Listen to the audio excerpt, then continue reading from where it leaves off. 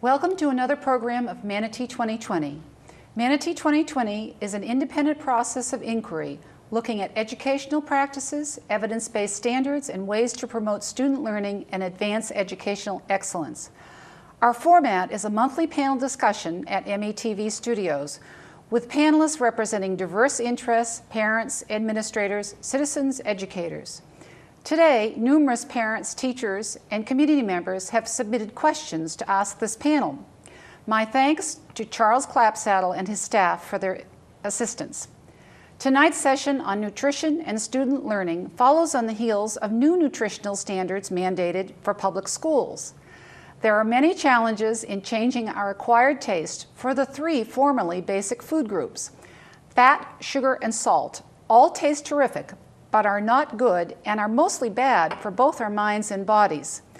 The changes will be difficult given the fast food habits and the temptations we are all subject to. Today, 4 out of 5 of the 600,000 food items in the supermarket are laced with sugar. We all need to work at making healthy choices in fueling our minds and bodies. Today, exploring food for thought, we welcome 4 panelists: Skye Grundy, nutritionist and dietitian from the Manatee School District, welcome. Chef Dana Johnson from Manatee Technical Institute's Culinary Arts Program, welcome Dana. Dennis Maley, editor of the Bradenton Times Online, a nutritionist, parent, and journalist. And Jennifer Sommers, parent of 2 preteen daughters. Welcome to all of you. I'd like to start with the cause of it all here in terms of the school district, to ask Skye to tell us what the new nutritional standards and requirements are that the school district will be implementing. Okay, well I thought I would just start with a basic of our programs. We participate in the National School Lunch Program, the School Breakfast Program, the After School Snack Program, the Fresh Fruit and Vegetable Program, and the Summer Feeding Program. So those are all of our programmings under our department. We are a federally assisted meal program to provide nutritionally balanced, free, or reduced cost meals to students. We do receive cash subsidies to purchase food products, which is based on the number of reimbursable meals that we serve. We do buy a lot of those products from name brands such as Jenny O, Tyson, McCain's, Smucker's, Rich's, and Schwann's. So a lot of the products that we provide the students on a daily basis are name brands that you probably get at home and from the grocery store. Currently, our nutrition regulations are from the 95 Dietary Guidelines for Americans. So we run under some guidelines as it is already.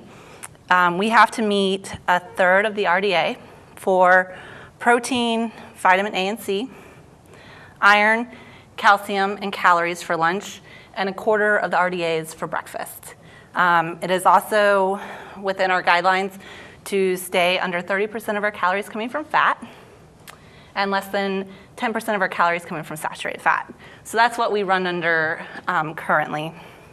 The Healthy, Hunger-Free Kids Act is the big long name, was passed in 2010. So those are the new regulations. Then we had nutrition standards that were passed after the law went into effect. Those were passed and set into motion January 2012, which will affect us in the upcoming school year. How those were developed is the Institute for Medicine looked at the Dietary for Guidelines of Americans, and that's in 2005, those current guidelines. And they also looked at what children should be getting, and they came up with some recommendations to our current meal patterns. They suggested increased fruits and vegetables, increased whole grains, minimum and maximum calorie levels for each grade level. So that's the elementary school, middle school, and high school. They broke it into different levels and put a minimum and maximum calorie level on each of those. They also suggested decreased saturated fat, which we already do 10% or less of our calories coming from saturated fat. And then also a range for sodium. And it's, as they have it written right now, it will be a 10-year implementation of the sodium reduction. So that's kind of the new standards as they kind of set forth. Our program ourselves, we feed about 12,000 breakfasts on a daily basis. We serve about 29,000 lunches on a daily basis. We have about a 72 participation rate in our program. 34 of our schools, so 34 out of 52, are 50% or higher free and reduced levels. So 50% of the kids or more qualify for free and reduced meals at those schools, and that's 34 of them. Out of those, we have 14 schools that are 80% or higher free and reduced levels. And out of those 14, there's 9 that are actually at 90% or higher free and reduced levels.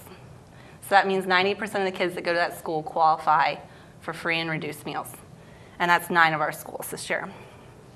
Overall, as a district, we're at about 58% free and reduced. So 58% of our student body qualifies for free and reduced meals. Our daily menu, I am very proud of it. I think we do a wonderful job in our schools, and I would highly recommend going and having lunch with your child and seeing what's actually on the lunch line. And it does differ from when we were in school and your plate was made and handed to you. We offer at least 2 entrees each day, hot entrees. We offer a variety of fruits and vegetables. In fact, at least 2 choices of a fresh fruit every day. And I was just in a school today. There were apricots, apples, peaches, kiwi, and I believe plums, all sitting there for the students to select from. And that didn't include the canned fruit, such as the peaches and pears. We also serve vegetables every day, a choice of salads, and a choice of wraps, and sandwiches. So they have a wide range to choose from. There's also whole grain Uncrustables that are out there every day for the students that really like to have their peanut butter and jelly. The other kind of cool things that we do is we have the fresh fruit and vegetable program, which I don't know if you guys have heard of that. It provides a fresh fruit or vegetable snack every day to the children. And we have 10 USDA funded schools that do that. And then we have an additional 9 that we actually fund internally to have the program. We really value it because children are exposed to a lot of different fruits and vegetables they've never seen before. It's not just about filling them up, it's actually exposure, pomegranates, watermelon radishes, all kinds of interesting things that I think today was endives. So they get a lot of exposure that way to be able to taste it and no pressure that that's what they have to have for lunch and they're not going to get anything else. So I think it's a great opportunity. So that's 19 out of all our 34 elementary schools have that program. We have 15 schools that serve universal free breakfast. That means every child in the school receives a free breakfast. We also do free FCAT breakfast or a free FCAT snack to really help to make sure students are being fed during their testing. We also participate in the Farm to School. I know that was a question that many parents have is how are we participating in Farm to School? And we do that in several different ways. There are a lot of challenges to Farm to School. It's great to see a field of tomatoes here in Manatee County and want to use those tomatoes.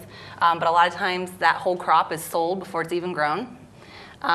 Or we also have to worry about safety, what product is coming into our back door and we're serving children if it's safe. And then there's transport, getting to all 54 of our schools and still staying within a cost budget. So this has been some of the challenges. To overcome that, we've really worked with our distributor, US Foods Tampa, and we actually find out what is coming fresh from Florida. And we make sure that's menued on our menu, so it's fresh from Florida, those products. The other things that we've done is worked with a local green bean farmer in the state, and they actually deliver their product to our distributor, who then can distribute it out to our schools. So that's really helped with that challenge. Just recently, we partnered with King's Farm in town to do a fresh fruit and vegetable program in Bashaw Elementary. So that's really exciting to work with them because they're local and they're very, very excited. So we're excited about that partnership. And the last thing that's kind of coming out that's really exciting is the Department of Agriculture, who we have recently gone under as our state agency, has put together a farm to school program. So they've actually done all that groundwork with the safety and the transportation and the getting the product. And so next year we're actually going to be able to serve fresh Florida produce once a week of different items that maybe kids haven't got to try before, and that will actually come through our distributor and be that manageable product that it's harder to get. So we're very excited about the Farm to School next year. So that's one of our things. The other partnerships we've really worked on is partnering with curriculum department and our instructional staff to really become partners in nutrition education in the classroom. So that's been one of the things we've been really working on, is that partnership. But really as a whole, our department, our first goal is to feed the kids.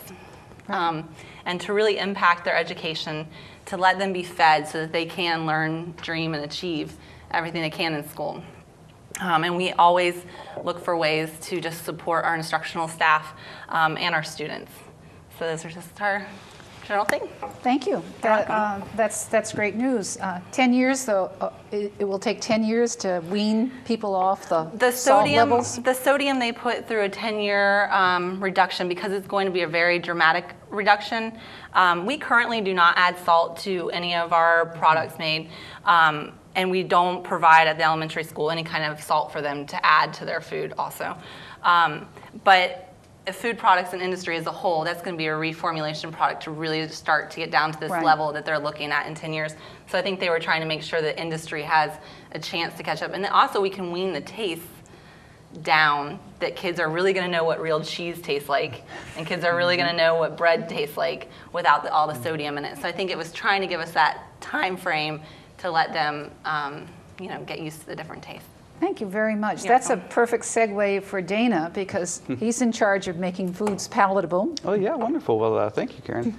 I'm surprised, Guy, you noticed the watermelon radish here, and that's as a chef instructor, we're training the future chefs that'll be out in the workforce, and one of our goals is to increase exposure for even some of these local products, like radishes and Swiss chard and things that a lot of people have never seen before. And it's, we're creating these stewards, these chefs that are going to go out into the industry and actually be preparing, what we all eat. So it's very important for us to just highlight the nutritional aspects. And you mentioned what's grown locally in Florida. It's a very big part of what we do. MTI, we try to use as much local produce as we can. All our dairy comes from the Dakin Dairy in Mayaca. So it's everything. We know where everything's coming from. We know what's added into the food. I have 2 younger children as well, and it's one of my issues is, how do I train my own students or my own children to eat healthy? And it's surprisingly enough, things like teaching them how to steam vegetables. And I know sometimes the microwave gets a lot of flack, but we actually use the microwave at home, and I teach my children how to steam vegetables in the microwave. And you don't really have to overcook them, just a couple of minutes, and it's healthy. You don't have to add a lot of salt, a lot of pepper, a lot of butter into it. And it's bringing out the natural flavors in those vegetables. Some tips I say: get involved with your children in the kitchen. Let them make pizzas. A lot of time at home we make this an event. All the children, we get to make our own pizzas and add their own toppings and fresh vegetables, and that way as a parent or as a teacher, you know exactly what's going into that food. Even baking instead of frying. We do a lot of baking at the campus. We don't serve French fries actually at all, only on very seldom occasions, but if we do serve roasted potatoes, baked potatoes, things like that. It's all using dry heat. We're not cooking with fat. We're not adding all these extra ingredients into our cooking. We make our own salads, our own vinaigrettes. A lot of times at home we have run into the issue of we know kids like ranch dressing, which is mayonnaise, fats, lots of things. When you're in the kitchen with your kids at home, make your own vinaigrettes. Kids like pickles, which is what? Just vinegar, garlic, maybe a little salt and pepper for seasonings. Maybe add some orange juice in there. Get things, flavors. What kind of juices, what kind of flavors the children like. Just add it in and make your own family dressing, so to speak. We do a lot of partnerships with local farms, actually. The Rosa Fiorelli winery grows grapes. We help them with the grapevines out there. We do a little bit with the Geraldson Community Farms in Northwest Bradenton, where a lot of this produce came from. But it's teaching the students, the future chefs of our area, where the food comes from, and how they can get involved. And it's even your children. A lot of these places open up their doors to allow children to volunteer on the farms. I think it's a great summer activity to take your children out there and have them volunteer. They actually kind of build a bond with their food. They know where it's coming from. And that way it's back at home. It's kind of easier to introduce these ideas to them when they know where it comes from. They've been able to go out in the field and pick it themselves. Maybe they're steaming, they're baking, they're using these fresh techniques. They're not just deep frying everything.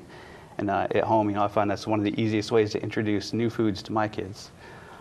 We do a lot of just backyard gardening. You don't have to have a huge amount of land. I mean, I just have a 1/4 acre, but we're able to grow things like citrus, which we know does very good in this area.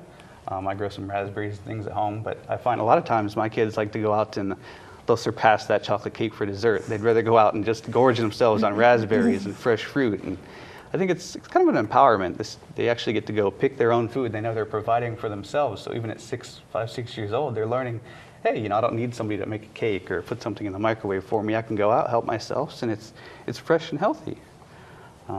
So that's a little bit of our program and just a few little tips for cooking at home.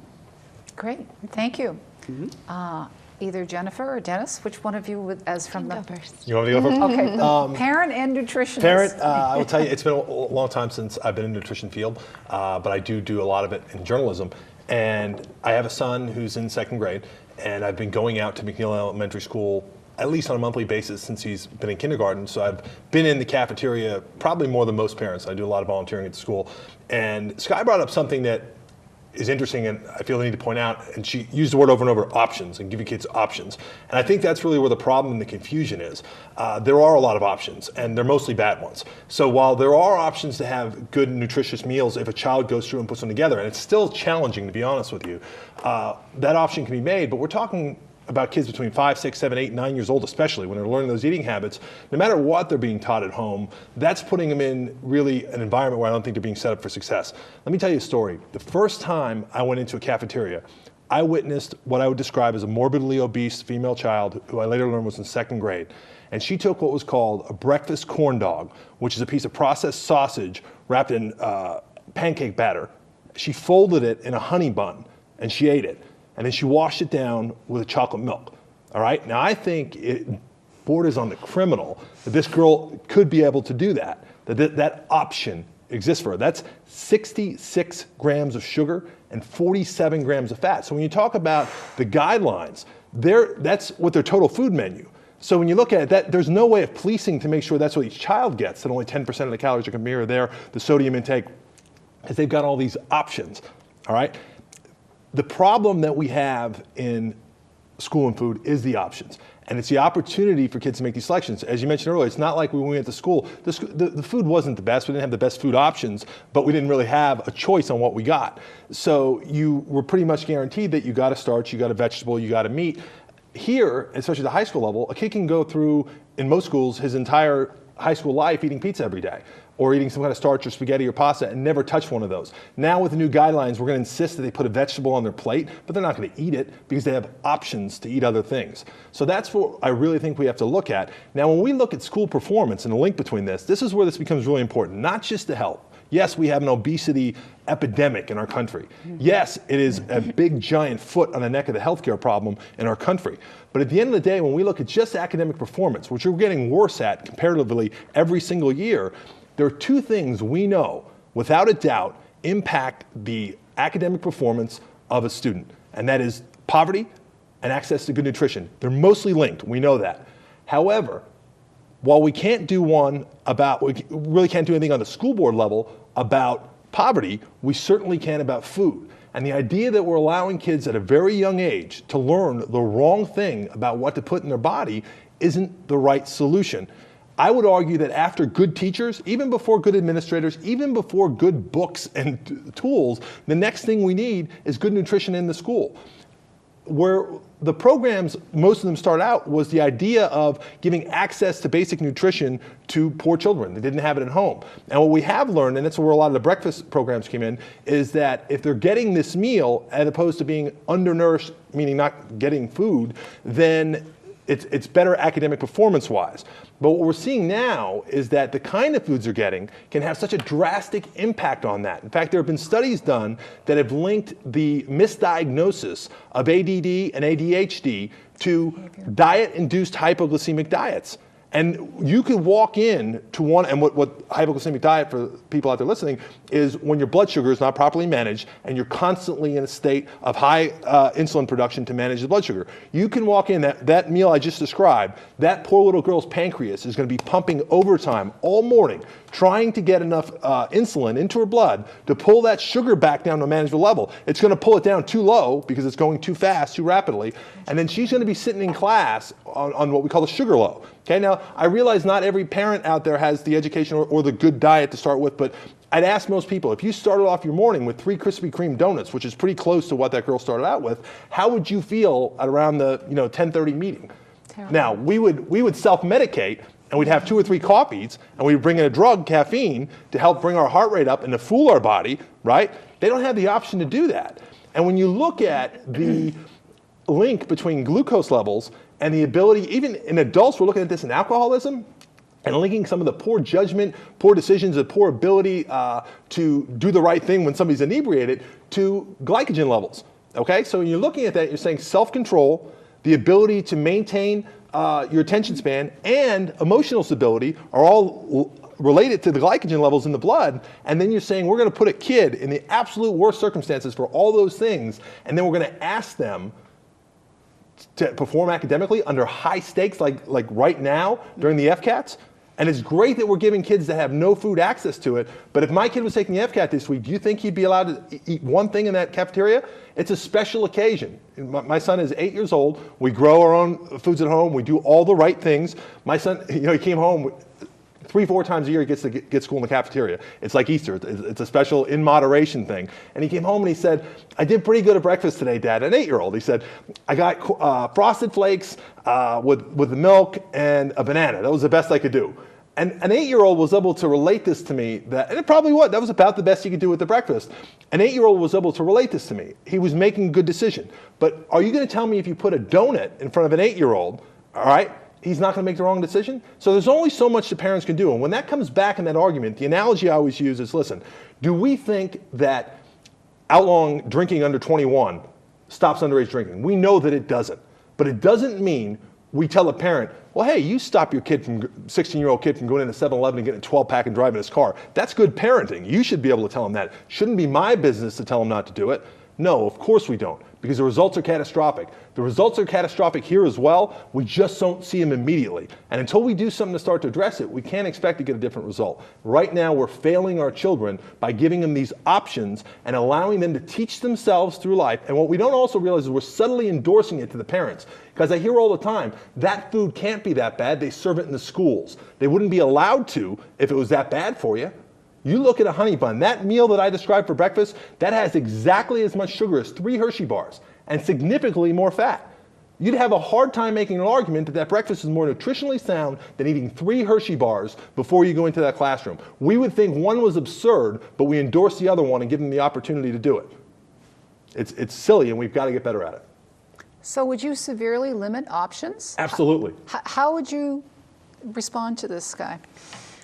Well, the breakfast situation, the child truly should not have been able to have a honey bun and the pancake on a stick. I'm sorry, but first of all, she should be allowed to have one of them? We don't serve She honey. shouldn't be allowed to eat one. No, we don't serve honey buns, so I don't know. You most certainly do. We don't serve a honey bun, but There's a honey bun that you buy at Flowers Bakery that is also available in the there's also available maybe in it's the a different cafeteria. name because I don't know of a honey bun. But anyways, they should not have been able to get both together because the requirements for breakfast is you either get what they call a 2 bread grain option, a meat and a bread grain together, or a 2 ounces of meat option.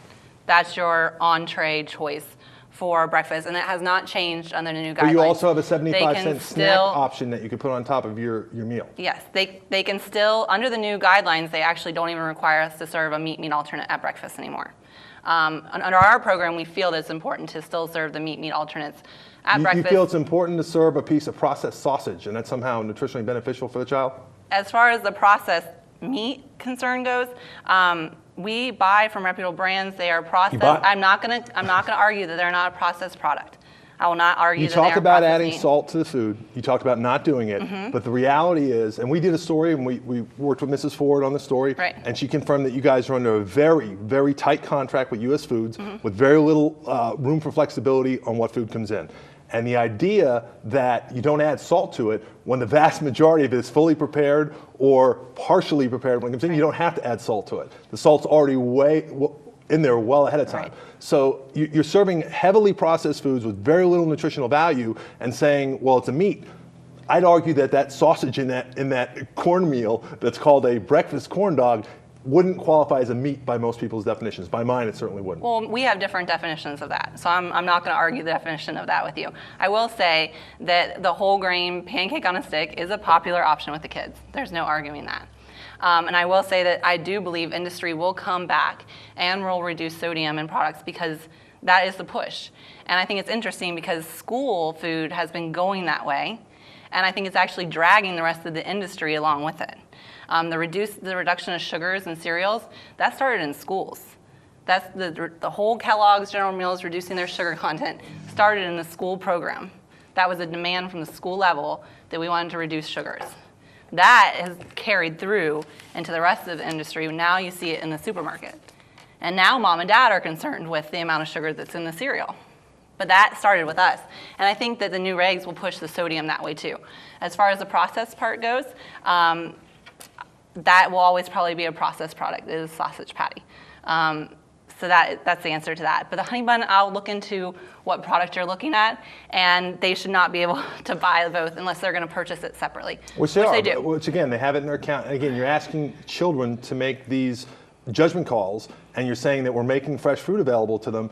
And it really even puts them in a position as a parent where you're teaching them the right thing and you're doing the right thing outside of it. So it also makes it more of a, no pun intended, forbidden fruit when they're able to have that stuff that they're not able to have in home. And they're able to make decisions for themselves to an extent that they're not able to do that. Now, I feel confident in my ability to educate my son and have him make the right decision, but is he perfect with it? No, and he can tell you that. And secondly, I don't think most people have the education and background to really understand that. And again, that's where responsibility comes. And I would challenge the school district to look at what you just said, which is you have a tremendous amount of influence with the industry. And I would challenge you to exercise a lot more of it. When you come to cereals, sugar is not the only thing that you look at. You have to look at the refined products and the glycemic index that goes along with it. There are a lot of low sugar, as far as the reading on the side of the box, products that have no nutritional value.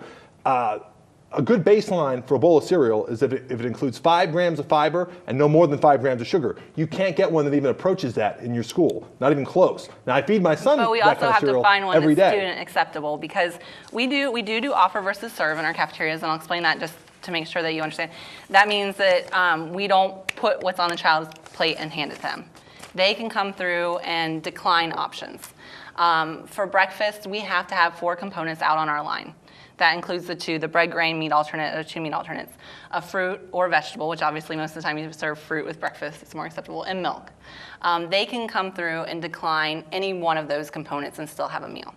At lunch, we have to have 5 components out. That's the meat alternate, bread grain, milk, and 2 fruits and vegetables. They can be 2 fruits, 2 vegetables, a fruit, a vegetable, as long as they come from different sources. Same thing, the child can come through and decline up to 2 of those components at lunch and still have a meal. That is how our program works. We do offer versus serve, so the child can come through and select. The problem with the school food, and I think it's comprehensive, and I'm wonderful to hear you have a garden, and we have tons of schools that have school gardens where they actually grow things, come in the kitchen, make items with that, and taste it. And the student acceptability is much more with that. We have to change comprehensively. You're going to have to change a child's taste, and that's not just in school, because they're not in prison at school. They don't have to eat our food. They can bring it from home. And when you see a lot of times the lunches they bring from home, it's a bologna and cheese sandwich, a bag of chips, a package of Oreos or the fruit snacks, and one of those Capri Suns, because the school does get some rebate on the Capri Suns. So that's the lunch they bring from home, and they can bring that. If at some point, if our food is not appealing enough from them, they can bring it from home. So we do walk a line on student acceptability and making those student acceptable items as healthy as we possibly can.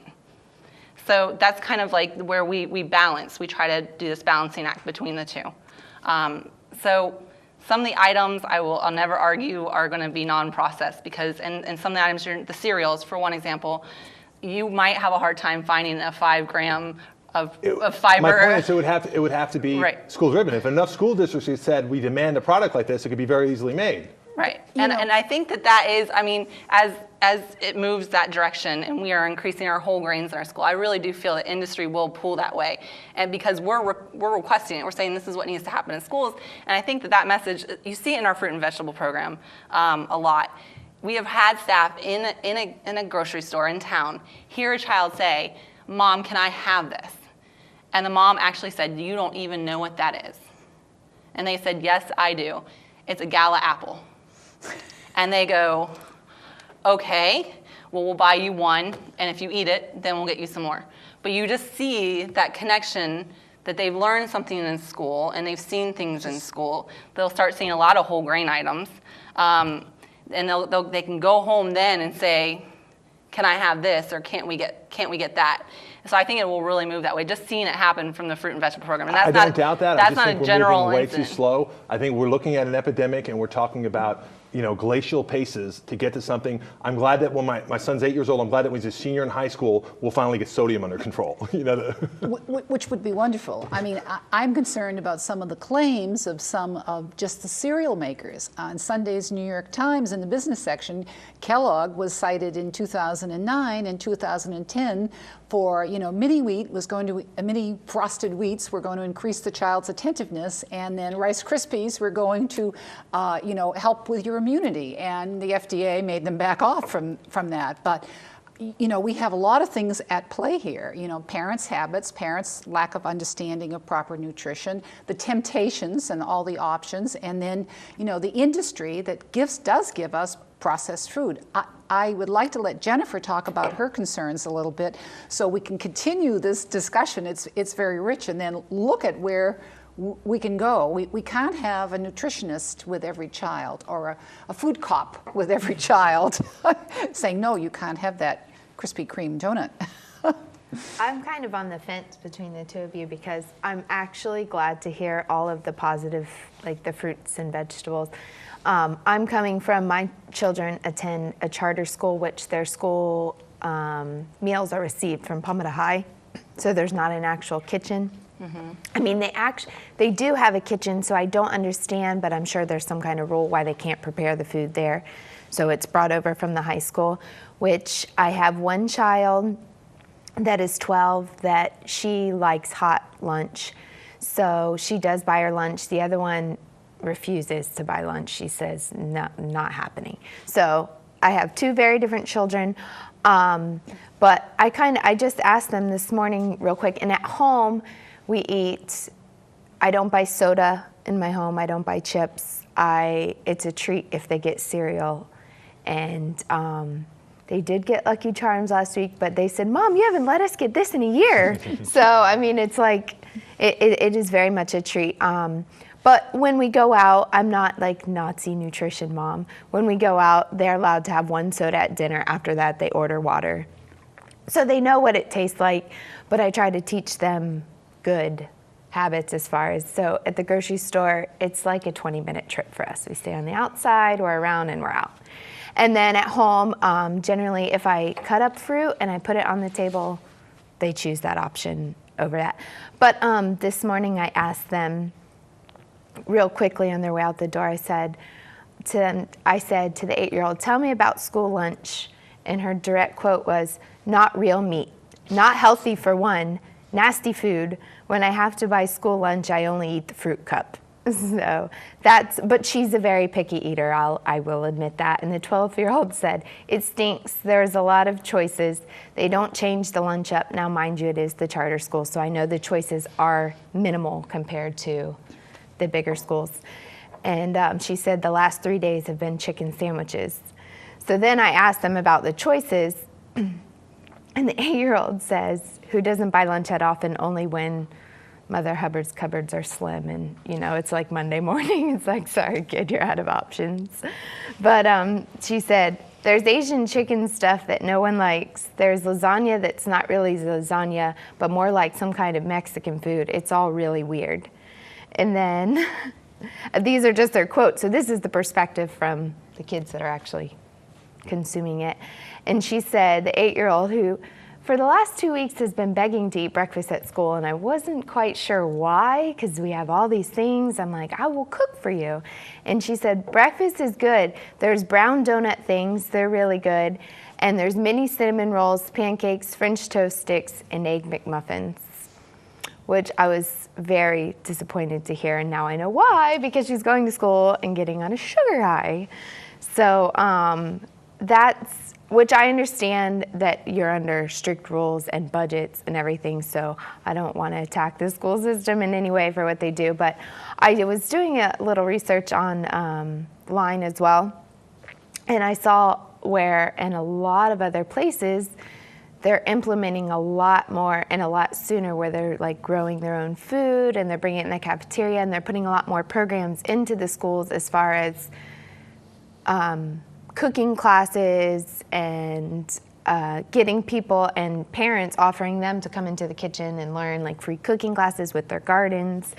And I was really intrigued by that, because I didn't realize there was as many programs, because again, having the experience in the small school, we generally aren't exposed to. I mean, there's pros and cons of, I love the school that my children attend, but you know, there are pros and cons, like I said. But I have a problem with everything basically coming in as processed, and the options that they do get are, again, don't give the 8-year-old option to go to school and eat breakfast anymore, Mom, because now I know why she's going there. She's choosing sugar, which at home she wouldn't have that option to choose. But it's all processed, and there's a lot of diseases and other things that are linked to chemicals and the processing of our food, which, being such an agriculture-rich area, I don't understand why it is taking so long to pull all that into the school. Let me give you an analogy. We're across the street from Flowers Bakery, okay?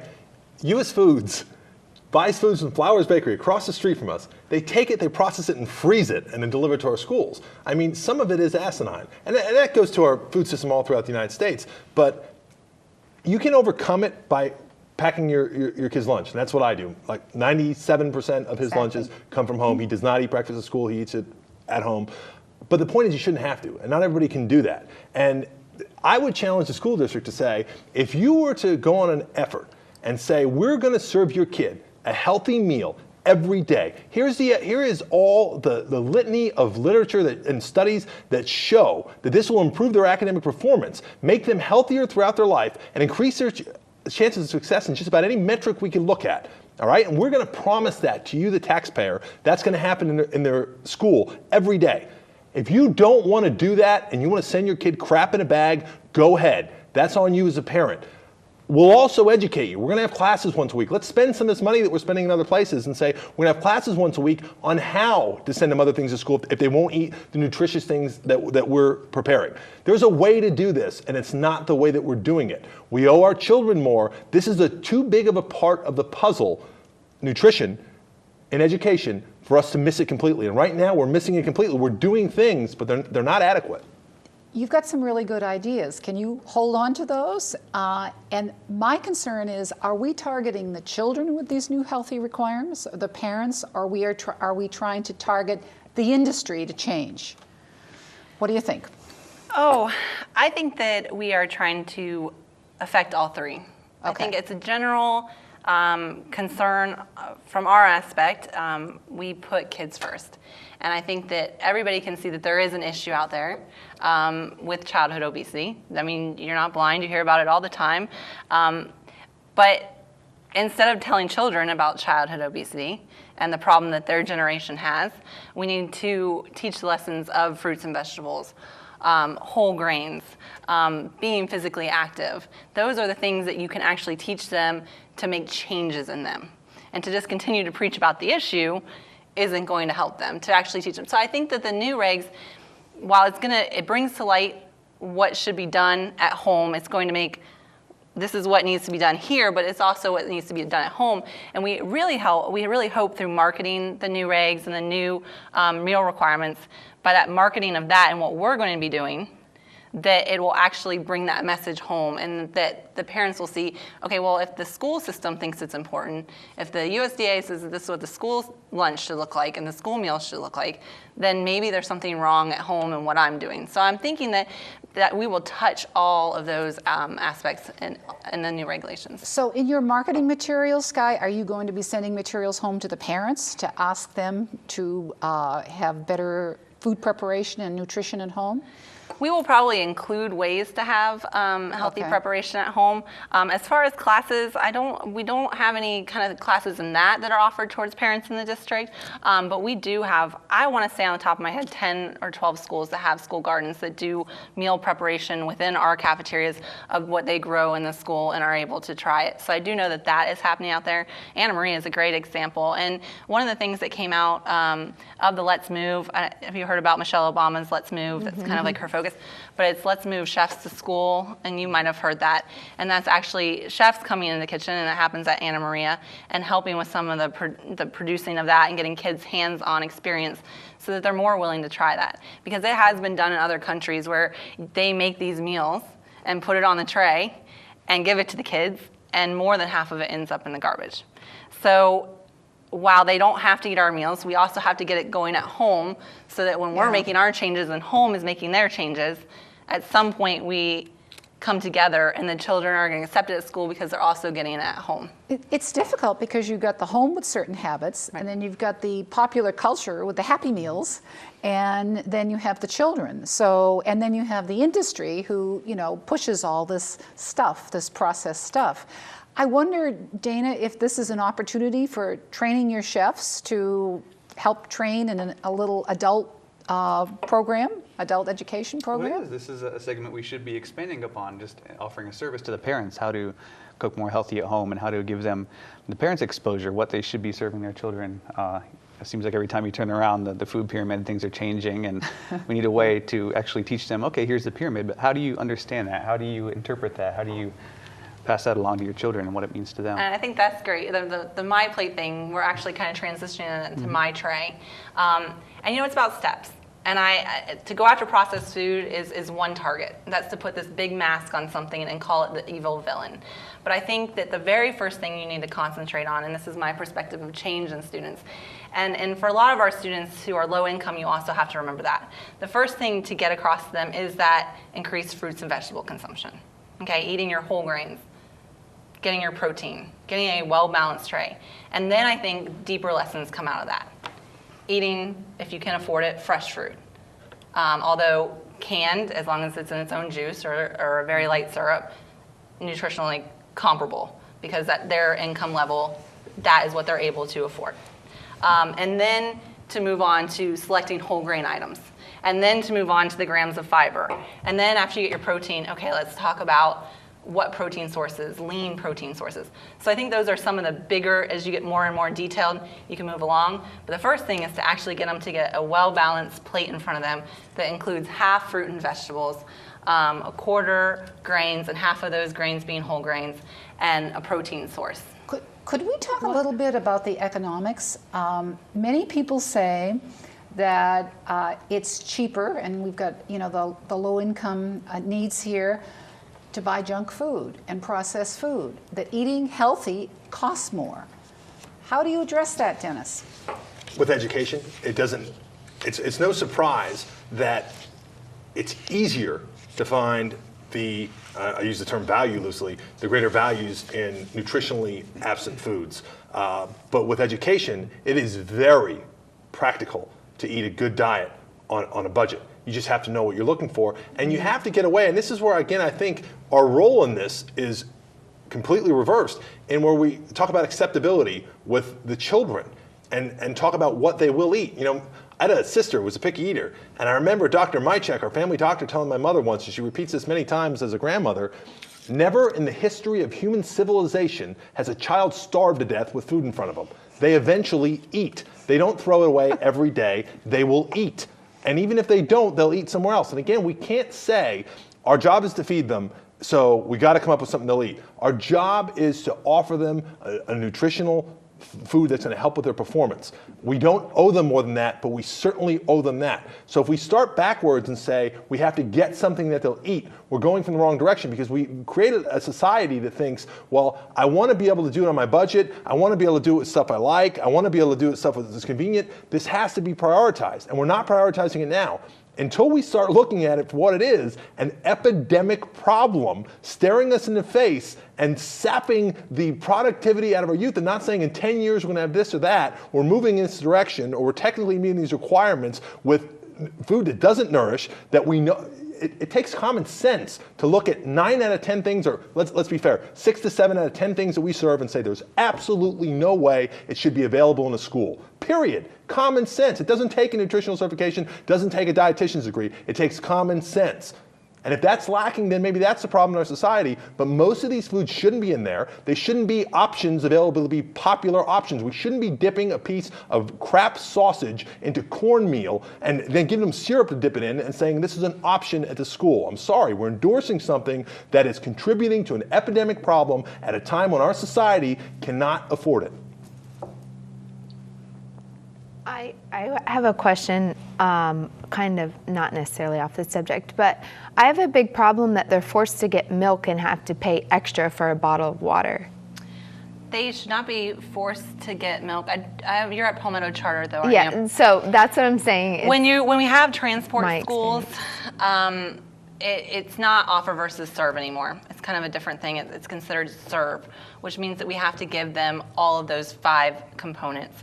But I can tell you currently there is free water access in every place that we serve meals. So there's either a water fountain or we provide a water cooler with cups and ice water in it.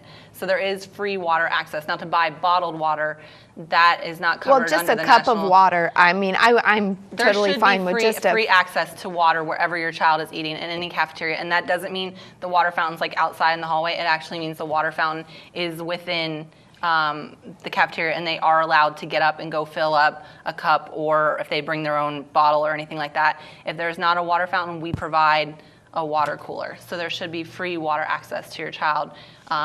And I know you're in a weird situation because it is all served, and we have to serve the milk, but there should be some free water access for your child.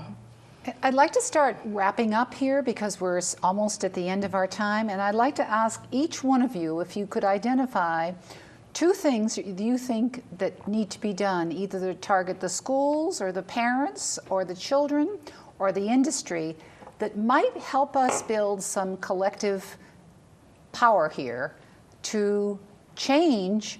We have 45,000 children in the Manatee schools, including the schools, children in the charter schools, and I think our future is at stake.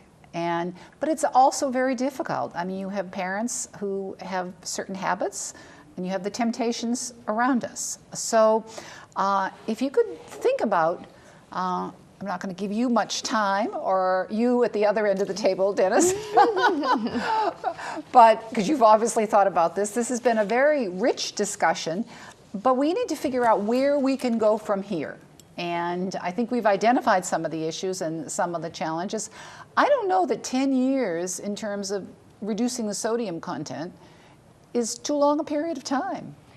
Well, I push for tightening that in terms of federal regulations. And there's definitely, when the proposed law was put out, there was the comment period where the public did have a chance to comment. And they received, I think, over 140,000 comments on that. So that would have been probably your public time to respond to that law. I think, like I said, they gave us that 10 years to really change students' tastes, to let the industry catch up and reduce sodium in different food products. But I do see taking a step-by-step approach of it to get to that taste change, because even I sometimes taste things that I'm used to having salt with and going, well, that really tastes like cheese, you know? And so it's just change in taste. So I think that, do you want me to answer my 2 things? Yes, your 2 things. Well, if we build an action agenda right now, what is our action agenda to build, you know, and I still think 10 years is too long, you know, Sullivan will be in college. He might even be graduated.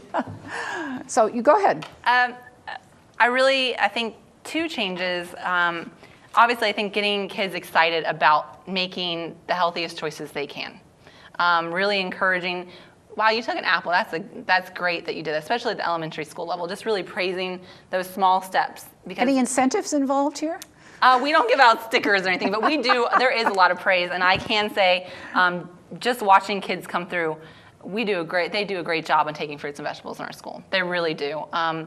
So I think just that constant praise of the good choices, and then just continuing to participate and really partnering with the instructional staff in the schools, because they do an excellent job with the students, and they are working hard to provide a full education, including nutrition education and physical education, which are often forgotten, and really just being that partner and resource and trying to get the kids a well-rounded view of a healthy lifestyle. Okay. Well, two things. One, I think it's definitely important to increase awareness, even if these choices or lack of choices are really forcing these fruits and vegetables and things on the students. But it's important to, at least they're experiencing it. And whether they do throw it in the trash at the end of the day or try it the next day because it's been in there in front of them for a week straight, and, well, I might have to dive in and go ahead and try it. But I think it's important to the awareness of the products, maybe putting together programs where students can actually go out to the farms, maybe on a more regular basis. It's not the parents' job to take them to the farm and here, this is it, but where all the schools are starting school gardens, so they're learning about where the food comes from. And again, I go back to, they take a certain vested interest. They grew that apple, that orange, and of course, maybe they don't like apples or oranges, or every kid is really picky and they don't know what they like to eat and what they don't like to eat. But I think after growing something themselves and putting their heart into it, they're more able to accept changes in their diet. But I do agree with Dennis. I mean, with the buying power of not just our school district, but school districts across the country, if, it just takes a couple of districts to band together and say, hey, we demand change, or, the purveyor, the distributor may be out hundreds of thousands, billions of dollars, just in a school year with the amount of products we purchase. So I think 10 years is not a long time, and it's very reasonable. It could be done in a much shorter period of that. Just it's up to us to demand the change, I think. Okay, thanks. Yeah. Jennifer? If you had your magical wand, what would you do to fix this up? I would definitely educate the children more than they're getting. I commend the schools that are really pushing it. That's awesome with the gardens and bringing it into the kitchen. But force that all the schools have certain programs that they have to have gardens or a certain allotted time every week that children are completely educated about what they're putting in their bodies, what it can do to them, how they can make better choices, and to really educate the parents too. We didn't have proper nutrition growing up. God bless my mother. She provided a lot of love, but there was a lot of processed food, and it was a hard change for me to change from what I eat now from that as far as flavor goes, but it worked, and now I can't stand the flavor of that stuff. But also really digging into where our food is coming from, where it's generating from, because I found a lot of research and a lot of articles online when I was doing my own little piece about food, how the USDA, it's a business. They're making money in our school system, and they're knowing exactly how to label stuff and exactly the right amount of calories, just enough to get it into the school system. So I think we should really indulge into where it's all broke down, the parts of how before it ends up in the cafeteria. Thank you. And Dennis, I'm sure you have some ideas. Very simple. I think we need to acknowledge the seriousness of this problem. I think we need to reevaluate the role of food services in the educational system, recognize that it is among the 2 or 3 most important components to a child's success, and then redefine the mission. And instead of giving food that everybody likes and putting a focus on options and child acceptability, saying we are going to make a commitment to feed your child healthy food every single day, and putting it back on the parent if they don't want to be invested in that program, and if they want to feed them something differently, should be the parent's option, but the example should come from the school. The schools will drive the industry. The industry will not move into school until the schools demand that they can, and if simultaneously we administer a program of education toward the parents and help them understand what those right options are, and then start to say this is important enough to do it, we can find success. But moving at the pace we are now and the lack of acknowledgement to where we're at and where we need to go, it's not going to happen. Thank you. Do you have any suggestions or ideas as to ways that we could increase the awareness?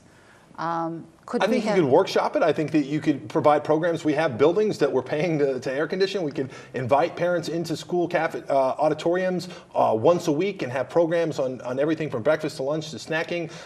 There are things that schools can do. Cereals, for example, you said that's a challenging one. If you had a proprietary school blend that you demanded, the industry would respond to it. What we do at my house is we buy 3 different cereals, and we flavor an organic version of like a Fruit Loop that's actually made with whole grains with Fiber One and some fresh fruit. My son eats it every day. Would he choose it over Lucky Charms? Probably not, but he eats it every day, and he doesn't get an option on whether or not he goes to school high on sugar. So I think having parents understand that and seeing that, yes, it's not that hard, it's not that expensive, and a little bit of investment of time and maybe a little bit of extra money will pay such dividends. I don't think any parent's ever going to consciously make the choice not to do it. That's great, and I would challenge you. I'd like to work with you on doing a parent education program. I am all in. Thank you. So where do we go from here? And I think we've got several avenues that we're going to go on. My thanks to MATV, to our panelists, Skye, Dana, Jennifer, and Dennis. This has been a very great discussion. It's clear that we have a lot of work to help our students and our parents and our educators provide more food for thought. Thank you very much.